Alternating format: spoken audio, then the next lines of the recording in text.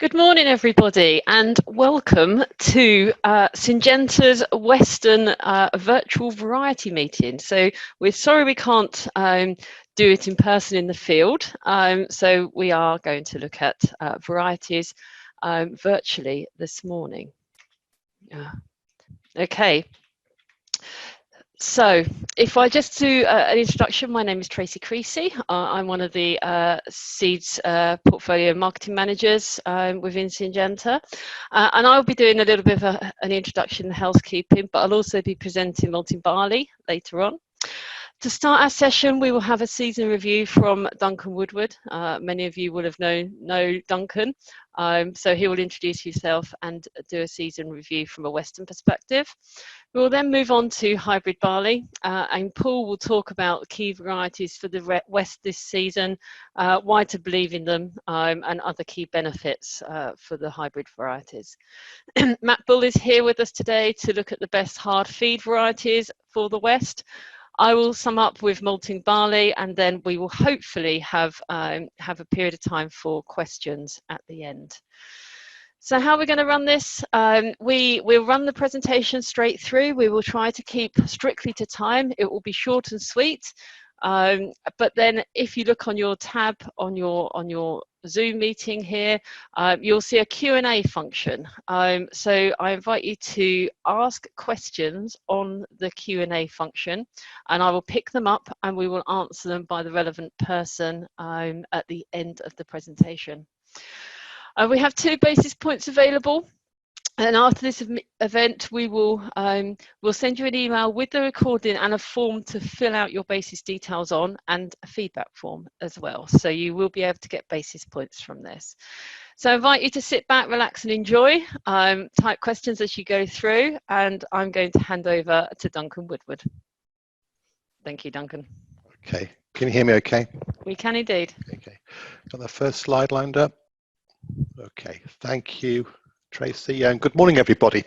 So yeah, I'm Duncan. I'm based in the southwest, and I'm just going to spend about 3 or 4 minutes just giving a bit of a run through of what agronomists and farmers are considering as they're looking forwards towards their variety choice for the 2021 harvest. On the slide at the moment, you've got a bit of a summary of weather, which you probably don't need any reminder of how the season treated us last season. If you just want to go to the next slide again, Tracy. So basically you've had rainfall and temperature, so it was wet and then it was dry and it's been mild. So we probably don't want to spend too much time comparing bruises on how last season treated us, but and in terms of contemplating variety choice for the future, perhaps it shouldn't totally dominate our thinking, because next season will be different than this season, but there are some pointers to take from it. Certainly, as people look at varieties for next year, yield is still, of course, towards the top of the list, and quality and marketability. But one thing that challenging seasons do indicate is that reliability and robustness of performance and adaptability are all important features of a variety. So in an adverse season, can a variety deliver a solid performance, and in a good year, can it deliver an outstanding performance? So robustness is important. It'll be interesting to see how drilling dates pan out this autumn, based on people's behaviour following last year's experience. But obviously, thinking about BYDV and thinking about grassweed management, later drilling is important in those respects. And so, when you're thinking about your varieties, which drilling date slots do they fit? Moving on to disease control. Next slide, Tracy, please. Okay, yeah. The further west you go, the more important Septoria tritici is to consider. And so those ratings are important. We've had a couple of seasons where Septoria has not been particularly prevalent early in the season, but it has come in late with a vengeance. And so again, next year you don't know what the season's going to throw at you, so Septoria ratings are a vital component of a variety. And bearing in mind as well that next year we won't have chlorothalonil in the market. And so you have got plenty of other products to choose from, some good products and more on the way, but of course they will come at a cost. And so you need to balance out the contribution that your variety makes versus your fungicide program to your disease management. One feature of this season that we're just finishing now is yellow rust in the West, and that's not normally a disease that you'd get too excited about in the West, but this year it has caused problems for some, particularly because it has been unpredictable in some respects. Some varieties have suffered in some regions, but not others, and so it won't be top of mind. It won't be the first thing on your list when you think about winter wheat varieties for next year, but you should be mindful of the ratings and plan accordingly. And also, I think spend some time over the winter months educating yourself on yellow rust races, adult resistance versus seedling resistance, and trying to understand what's happening with that disease. There's more interest in second wheats, talking to growers and agronomists. So as the rotations develop, as winter rape area does drop and people are looking to develop their rotations, there's more interest in second wheats. So which varieties suit that slot? And for some growers, they get excited by things like orange wheat blossom midge resistance. So that's important for them. And some people get excited by eye spot. So again, those features are important for some. Moving on to winter barley, there's always plenty of interest in winter barley in the Western region. I mean, in terms of disease pressure this year, it hasn't been particularly overly challenging, but brown rust can be an issue, and as can powdery mildew and net blotch. So those ratings are important in terms of variety choice. Of course, straw has a value in the West, and this won't be a year where we're overrun with straw, so that is important for some, as is the logistical benefits of having winter barley in the rotation. And certainly over the last half a dozen years, the ability for winter barley and hybrid barley in particular to contribute to grassweed management, blackgrass, but also other grass weeds as well, is a consideration as people choose their varieties. So that's a very quick. Thank you very much, Duncan. Okay. And that's a good introduction there. You mentioned hybrid barley right at the end, and that moves us seamlessly into Paul, hybrid barley for the West. Thank you, Tracy. Good morning, everybody. I'm Paul Roach, Seeds Technical Manager for the hybrid barley portfolio, and just want to take you for a whistle-stop tour through the hybrid barleys for this year. If we look at the successful features of people who achieve great yields with hybrid barley, then this 6 boxes here probably describe a lot of those key characteristics. And the starting place for this whole journey is choosing the right varieties. So we'll just have a run through a couple of varieties, and of course everybody's familiar with the recommended list and the fact that the hybrid barleys still continue to lead the way. But yield isn't king for everybody. Some of the agronomics are also important, and grain quality is one of those features. And just here to show you how the grain quality of the 6-row hybrids has improved over the last kind of 15 years or so. Blue line shows the specific weight and how that's kind of improved with the varieties. Bit of bouncing around with the seasons, but that's now reached an equivalent level to the 2-row feeds, which is shown in the orange line. And if you look at the trend line, arguably the 2-row feeds, the grain quality has declined ever so slightly during that same period. And talking to growers and agronomists in recent weeks, just having that debate about second wheats versus hybrid barley, and of course the yield and the grain price for everybody will be farm specific. But some of the other kind of features are the kind of grass weed competition is better with the barley, and you can eliminate some of the sprays or have lower cost programs. But looking ahead, cash flow could be a problem. Some growers are saying that spring cash flow could be an issue this year. Having that early harvest with the hybrid barley could help you to get some money in the bank there and ease the cash flow a little. So I've selected 4 varieties for the West. These are my kind of top 4. I'll just take you very quickly through each of them. starting with SY Kingsbarn.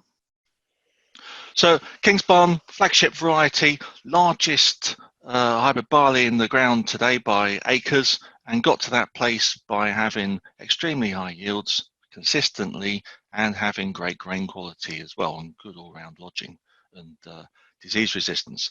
And if you look about where it sits, this slide summarizes it, the yield versus specific weight, and the arrow takes you to a place with high yield and grain quality. And you can see there that SY Kingsbarn sits all out on its own, so it's uniquely well placed for high yield and specific weight. Next one, Belmont, still the UK #1 with consistent performance, does well on all regions, all soil types, pretty much all years, and good for grass weed suppression too. And just to kind of show you the consistency of performance, pretty much flat line across the yields, across the years, and doing 10 plus tons in each and every single one of those years, and sometimes even over 11 in a better year. So reliable, dependable performance with this variety. Bazooka, firm favourite for many people, earned its place for proven on-farm performance and tried and trusted across the whole of the UK. Does well in the West too, and will be many growers' first experience of grass weed suppression, whether that be blackgrass, brome or ryegrass. And part of that kind of tried and trusted is based on stability, and we've calculated a stability index here, and a low figure indicates greater stability. And the arrows there is taking to a place with greater stability of performance and more yield. And you see there that Bazooka is very well placed, and that is why it's giving you this kind of reliable and dependable performance and the proven on-farm performance. And finally, Barracuda, highest yielding variety in the RL list for the West. Consistent performance across the years, good all-round disease resistance, and also good for the blackgrass too. So another good option. And in the intro, we're talking about grass weeds, and just want to take you through here. Many people are familiar with the blackgrass, but we're extended the work to suppression of brome and ryegrass. And the critical thing to remember about these weeds is if blackgrass isn't bad enough, these are even worse. They're far more competitive and probably at a similar level to a weed like cleavers.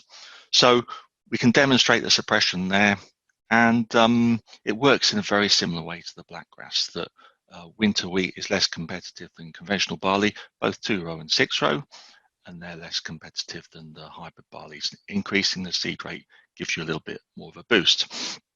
And this graphic shows for brome, ryegrass works in exactly the same way if you've got some resistant ryegrass. And if you're interested more in the grass weed suppression, or maybe even combine setup, then have a look at the Roach Approach videos on the Syngenta YouTube. I take you through blackgrass, brome, ryegrass and combine setup. So that's all from me. I hand back to Tracy. Thank you. Brilliant. Thank you very much, Paul. A good summary for hybrid barley for the West. We move on to wheat with Matt Bull. Welcome, Matt. You're on mute. Myself off mute. Thanks, Tracy, and good morning, everybody. I hope you are all well. If we go to the next slide, please, Tracy.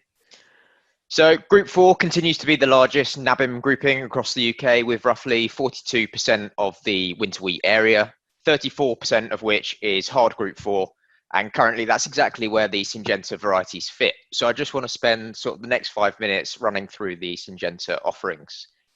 Syngenta are fortunate enough to have 4 excellent recommended list varieties in SY Inciter, Gleam, Graham and Shabras, each of which have unique agronomic profiles and growth habits, which means they can be positioned effectively on farm. So let's now dive into the varieties, please, Trace, and hopefully I can give you some insights as to how they will best fit your situations. So the first variety to introduce you to is newly recommended SY Inciter. We at Syngenta are massively excited about the launch of Inciter on farm this autumn as the new high-yielding barn filler with outstanding grain quality. So arguably the most attractive trait for a hard Group 4 winter wheat is high yield potential. And as you can see, SY Inciter certainly doesn't let us down there. So SY Inciter joins the recommended list as the highest yielding option in the West, And as you can see from the chart, it brings a significant yield advantage over the existing hard Group 4 commercial varieties. But as we know, variety choice is much more than just yield now, and SY Insighter has a whole host of other agronomic benefits. One of those key benefits is that it brings a step change in grain quality over the existing varieties, most notably for its fantastic specific weight.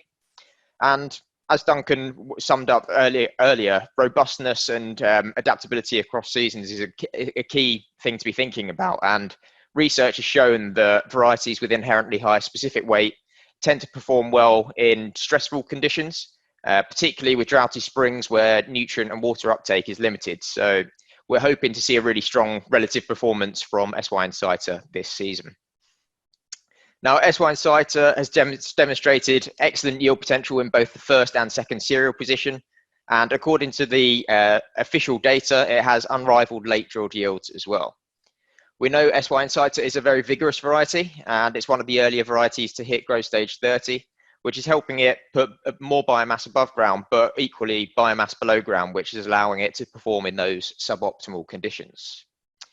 And then just a couple of other points to call out. As with the other Syngenta varieties, it's a low risk option from a septoria perspective, with a robust 6.6 as a official rating. And as Duncan also mentioned in the introduction, some of you might be thinking about orange wheat blossomage, and SY Insighter comes with that resistance as well. Thanks, Trace. So the next variety to touch on is Gleam, which I'm sure many of you will be familiar with already. Gleam is now the most popular hard Group 4 variety on farm, and that's driven by a whole range of characteristics. It has a really well-balanced agronomic profile, and yield stability across different seasons and different environments means that Gleam has become the variety you can depend on farm. So as you can see from the chart on the left, Gleam has expressed fantastic adaptability across different seasons. If you think across those 4 different seasons shown there, we've had the beast from the east, the extremely dry spring last season, and we're hoping to see an excellent performance again this season. So the high tillering capacity of Gleam and the ability for it to retain those tillers throughout the season, again, is allowing it to deliver in those suboptimal conditions. And we also see excellent performance from it in later drilled scenarios and in the second wheat position. So Gleam has an extremely wide drilling window, and I think 2019 certainly taught us the importance of drill date flexibility with different varieties. And Gleam actually has the widest drilling window of the Syngenta varieties, in that it drills well from the 1st of September right through to the middle of Feb. And then finally, I just wanted to touch on the low risk profile of Gleam. It has excellent untreated yields, which are driven by strong septoria resistance rating, stiff straw, and similarly to SY Insighter, it also brings in that orange wheat blossom midge resistance. Next slide, please, Trace. Thank you. So Graham, hopefully you'll all be familiar with Graham as well. It's been around a few years now and remains popular, particularly in the West, where it performs best, with its local yields well outperforming its UK relative average. And that's largely driven by the combination of excellent septoria triticide resistance and great yield potential. So I think Duncan summed it up perfectly in his introduction. Establishing winter crops this season was an absolute nightmare, and that may encourage some people to get winter crops in the ground early for this coming season. Now, a number of growers already utilise Graham as an early drilled option, and it has a number of years of proven performance in that slot. So whilst we fully advocate integrated management of weeds and pests, and which often incorporates delaying your drilling, there are still some scenarios where earlier drilling is appropriate. And if you are thinking of utilising early drilling on your farms, then I think selecting a suitable variety is absolutely critical. So if you are looking to drill an early drill variety, what are the key things you need to consider? And I think there's 3 of them. Growth habit. So you want a variety which is slower to develop over winter to avoid excessive biomass come spring. But you also want to combine that with early maturity, which Graham certainly has. You also want stiff straw. So we know early drill crops are at greater risk of lodging. So having inherently stiff straw will help balance that risk. And Graham has excellent stiff straw. And then finally, a good all-round disease profile, particularly for the primary diseases of septoria, triticide, and yellow rust, as the crops will be exposed to more disease cycles over the winter, inevitably increasing the pressure. So hopefully you can see Graham absolutely fits the bill there. It's the secure option which has a number of years under its belt on farm and will perform very well in the early drilled slot. Thanks, Tracy. So I think Duncan also mentioned this in his introduction, so he's very thorough. But we know that we are going to have the loss, or we have had now the loss of important multi-site chemistry in chlorothalonil this year.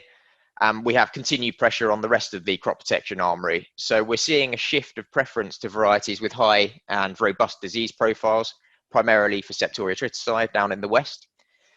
We know a good Septoria resistance rating reduces the risk in a high pressure year, but also means the variety will be slightly more forgiving in seasons where fungicide timings might be compromised because of weather or workload.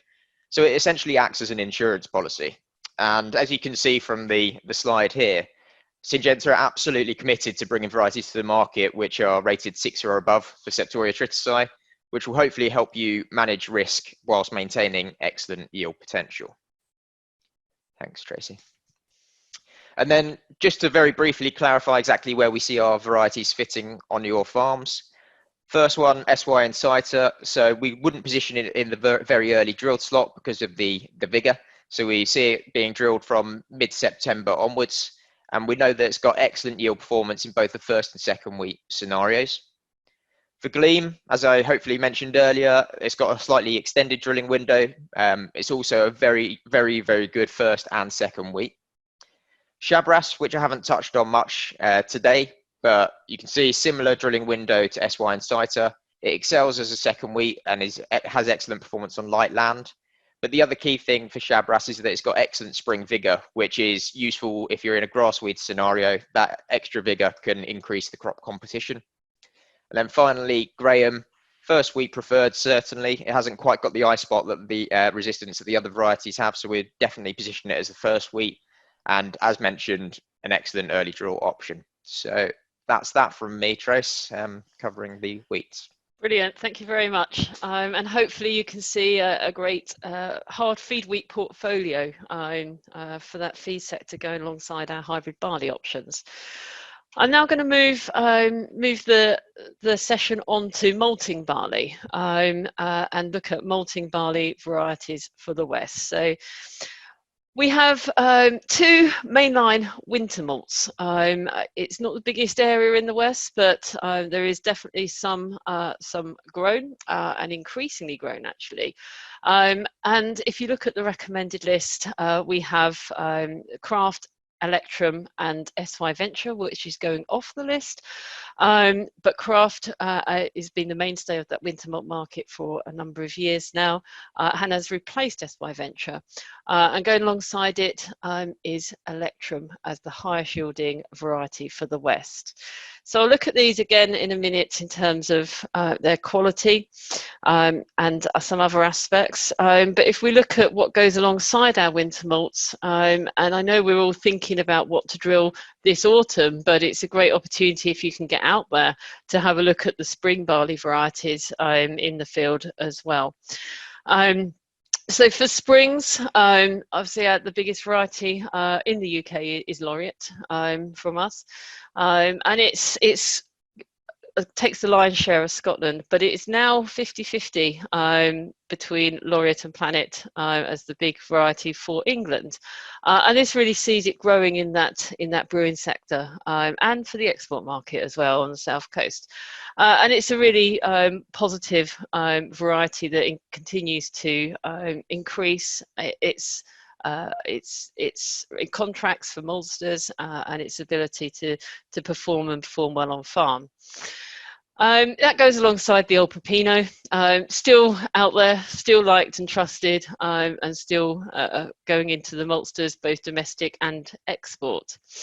And alongside these 2 mainline varieties in the UK, we have 2 new varieties coming in, which I'm going to introduce to you in a second. So SY Tungsten and SY Splendor. First of all, though, if we look at the Malting Barley Committee approved list, if we look at that winter malt section, the first column, we can see that there's only 3 varieties approved for brewing use. Flagon, Syngenta's heritage variety, but predominantly grown in East Anglia. craft and mainline winter malt for the whole of the UK. And then joining it this May, so May 2020, came Electrum. So Electrum's just got full approval for winter malt.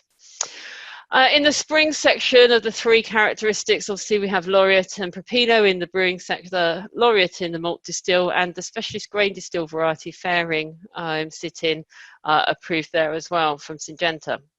And then the big news coming forward and to look for the future is SY Tungsten and SY Splendor. So SY Tungsten follows Laureate as a true dual purpose variety. And when Syngenta talk about dual purpose, we talk about brewing and malt distilling, so flexibility for the maltster and security for the grower as well. So whatever spec you are able to get, you should be able to find a market for a true dual purpose variety. So Tungsten goes P1 for both brewing and malt distilling, and Splendor goes P1, so provisional 1 for brewing. So I'll come on to these in a bit more detail. I'm only going to look at the newer varieties, plus I've got a slide here for Laureate. So just as a reaffirming the position of Laureate, so it is the highest yielding variety with full approval for both markets. I know you can get varieties that yield higher now, but Dablo still has not got approval for brewing. And so the brewing market sits with Planet, with Laureate, and with Rapino at the moment. You've got Iconic coming in for the West. It's quite a lot lower yielding than the big varieties that are coming in, and there is some concern whether it will get full approval as well for brewing. But for Laureate, we can see it's high yielding. It's very consistent, and Laureate has performed consistently in very, very different situations and seasons. And this relates back to what Duncan said in his opening. The ability of a variety to consistently perform, come what may, is a winning variety in many respects.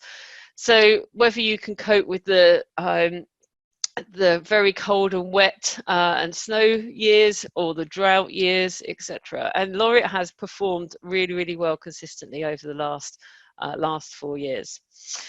So we've also got, it's got excellent disease resistance with very high untreated yield and very good Rinco resistance as well. It's got strong ergonomics, it's short, it's relatively stiff, and it is earlier to mature than LG Diablo, which is, you don't want to be pushing spring barley varieties later and later. You don't want to be harvesting into September. And earlier maturity is something that Syngenta is definitely looking at going forward.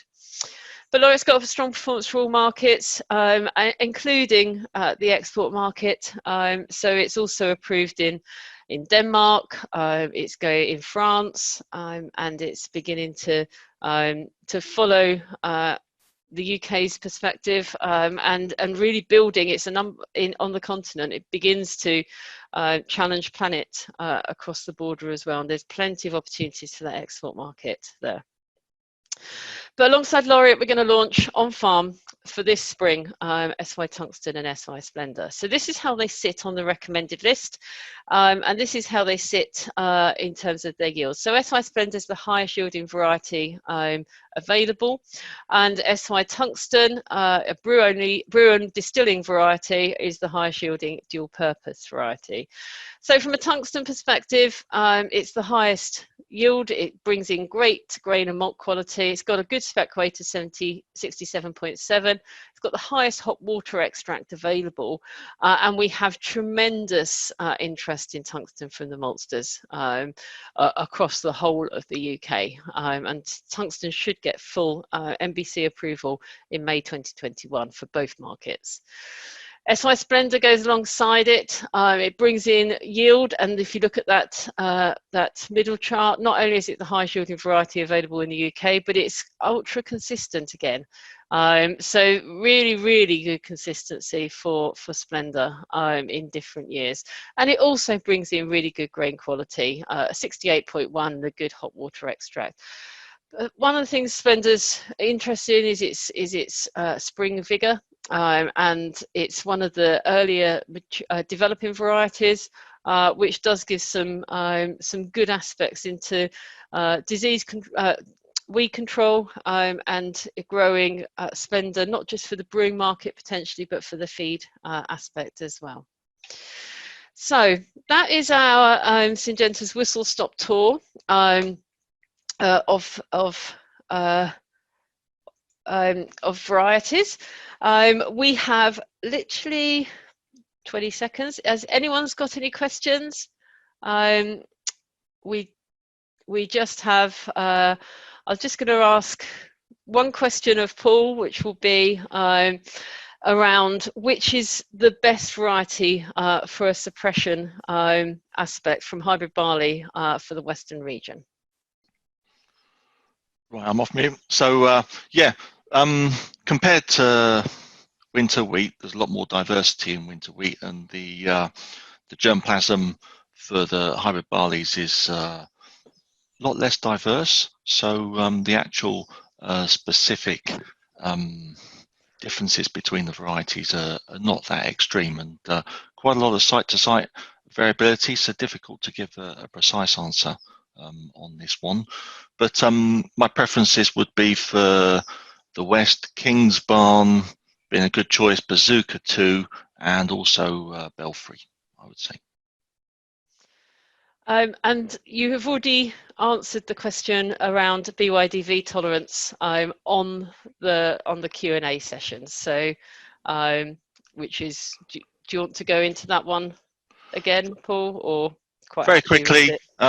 Exciting news. Got some stuff in development. If you go and see it in the south of France where the nurseries are, then it's kind of yes or no. Some of the most clear-cut bit of breeding you're ever going to do. It's either dead, under the high pressure in the south of France, or it's green and alive. And some of the material there looking amazing, and just completing the kind of yield work to double check that the profile is suitable for this country, and then they're straight into official trials. Sounds good to me. Brilliant. Thank you very much, everybody. I hope you enjoyed the Western Variety Tour. We're 1 minute overrun, but that's not too bad. Thank you for staying with us, and we will be in touch shortly. Thank you. Bye-bye.